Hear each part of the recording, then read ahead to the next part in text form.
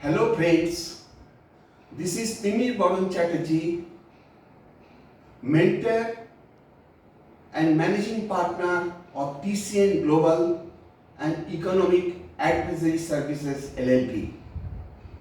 Friends, today we will be discussing a very important subject which affects to everybody, to every individuals, even to a company.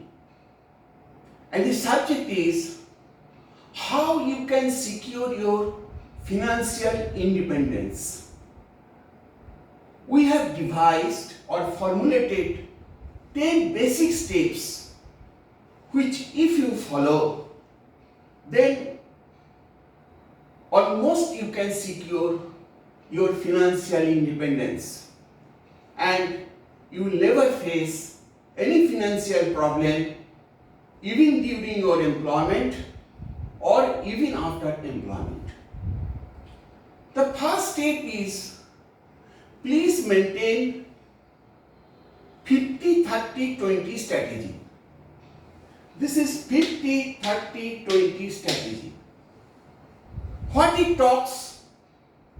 It talks about whatever realizations you make in the form of your salary or any other fees or your earnings net after payment of tax or even after considering the provident fund contributions, the net amount whatever you get, you please allot 50% for your needs.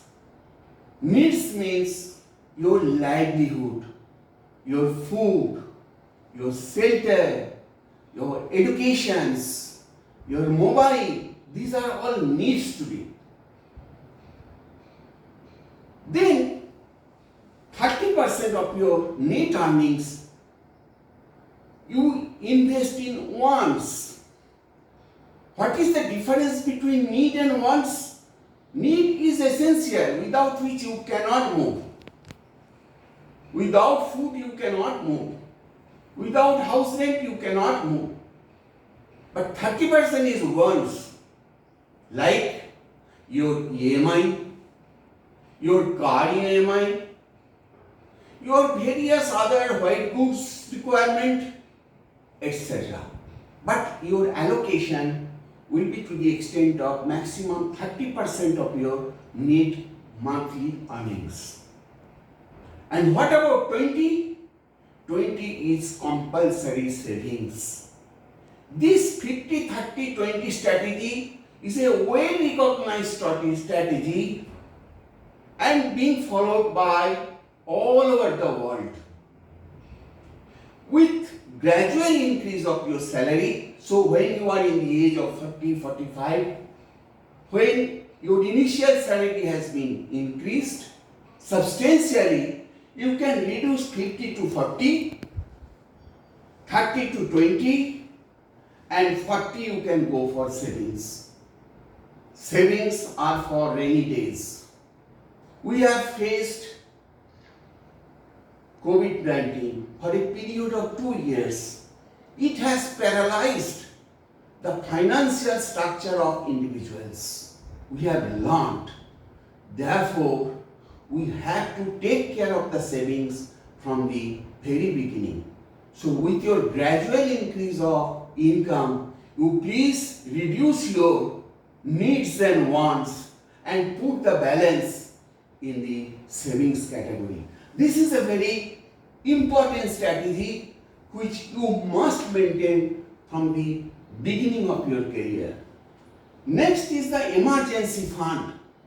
Emergency fund means you should always keep 5 to 10% of your total investments in the form of liquid, which you can encash. This is a very important issue. Next is, please always follow a very disciplined approach in your savings. Next is the health insurance. Many of us are covered under company health insurance. I am not talking about that.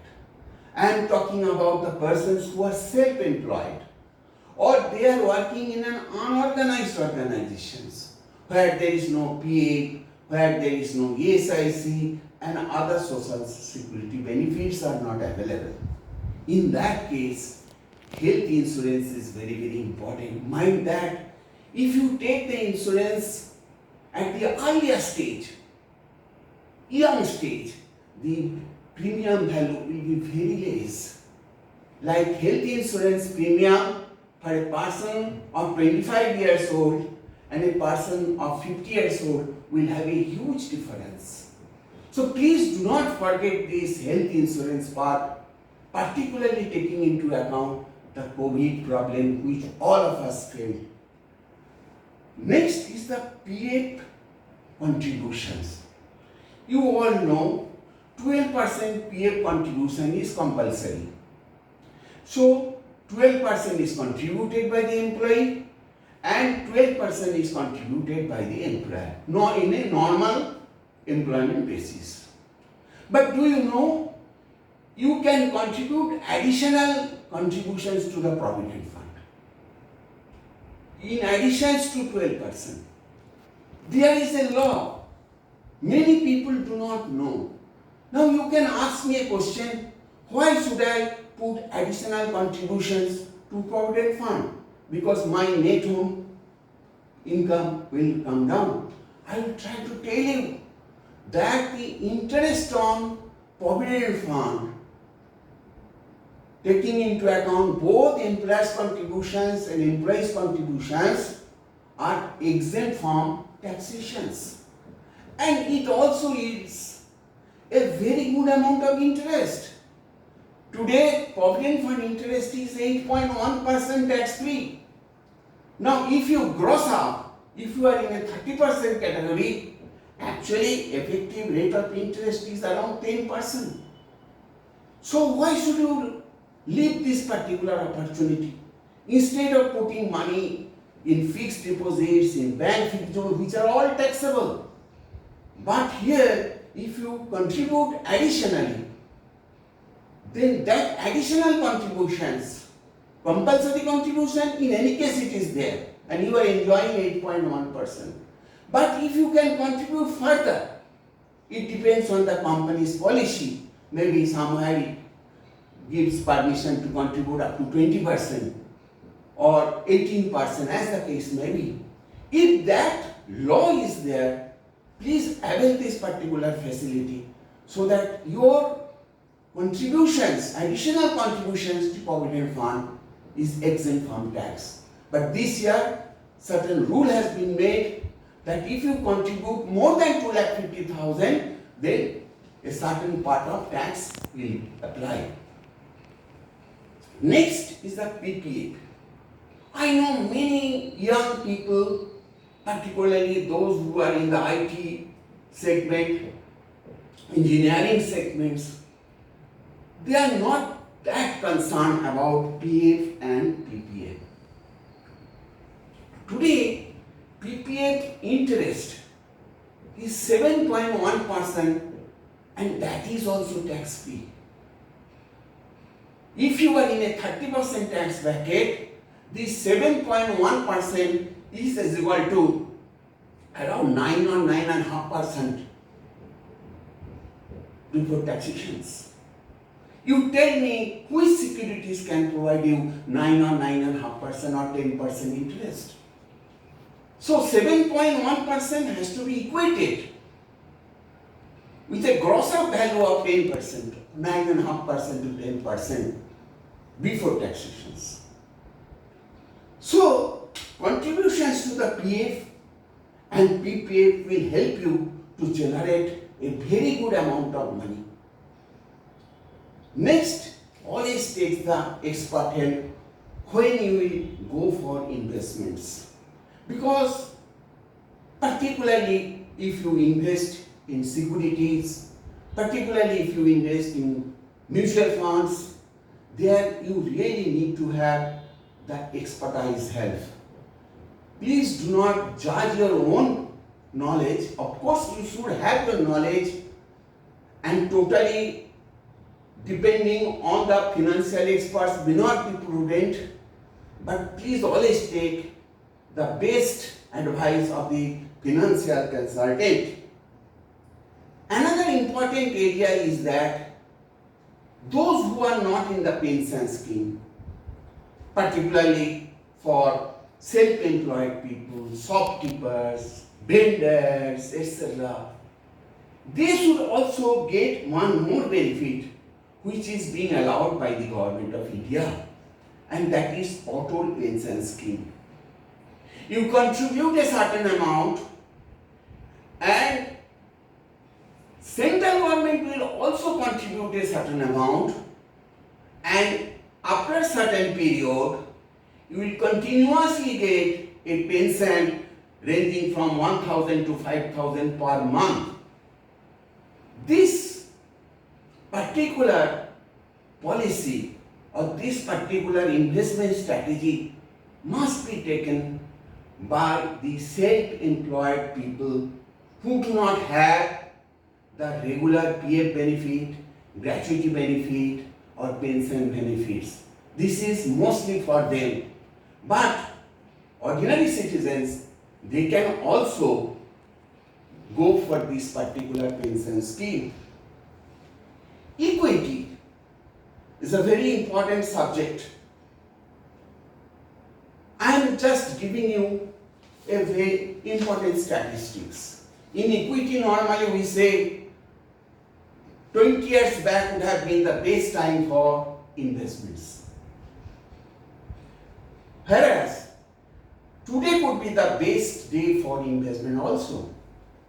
I give you the Sensex on 1/1/2002, that is approximately 20 years back. The country's Sensex was 3,174. And today, the Sensex is in the range of 59,000. Almost 20 times it has increased.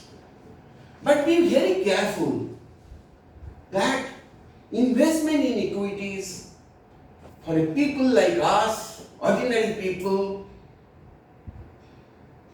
employee type of investments,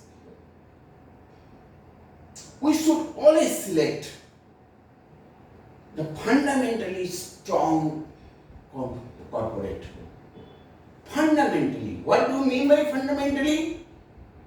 For example, if you are in the paint business, you evaluate whether paint has a good future in India. Is it linked with the consumptions? Is it linked with the GDP? Yes. Therefore, with the increase of the GDP, paint consumption will certainly go up. So therefore, it is a fundamentally strong industry. But there are many companies in the particular industry which are listed. So whenever you go for that, please look in which particular industry it is and whether the corporate is the best in the whole in the industry. You can always review, you can always take the help of the corporate financial analytics and you can go with that. But never compromise with the quality. And next, instead of using credit card, please always try to use debit card. In credit card, you can buy the equipments, you can buy the goods, you can buy the consumables and get a certain credit limit and time of payment. Fine. But by chance you fail to pay the credit card dues within the stipulated period, there could be a huge financial obligations and the interest amount may cross 24 to 36%. So if you have a debit card, it is always better to use the debit card. Yes, disadvantage is your fund is getting reduced, but at the same time, you can maintain a financial discipline. Friends, these are the 10 specific ways you can secure your financial independence. I'll repeat, maintain 50-30-20 strategy, emergency fund, discipline approach, health insurance, additional contributions to PA, additional contributions to PPA. It also allows you to get a TC benefit subject to a limit of 1,50,000 rupees. Always take expert opinion. If you are not regular employee, or if you are working in an unorganized organization, or if you are a self-employed person, please try with Atal Pension Yojana, wherein Government of India contributes 50% of your contribution, and you will get a regular pension, monthly pension, ranging from 1,000 to 5,000 rupees per month. Equity only in fundamentals, strong company, and use debit card, avoid credit card. But these are the 10 most important ways you can secure your financial security. But one very important point which I have not yet said, and that is take care of your health. That is most important, and that should appear in the first. If you do not have health, whatever money you have, it is absolutely useless. So with this, I will expect you to follow these guidelines and enrich yourself and advise your friends, relatives, so that they are also financially independent. Friends, if you like my deliberations and find that is workable, please do not forget to like it, to share it, and most importantly, to subscribe my channel. This channel is not meant for GST or IT or foreign trade only. It also takes care about the personal finance, about the macroeconomic issues, about the corporate laws. So once you subscribe, you will continuously get our updates and notifications. Thank you very much.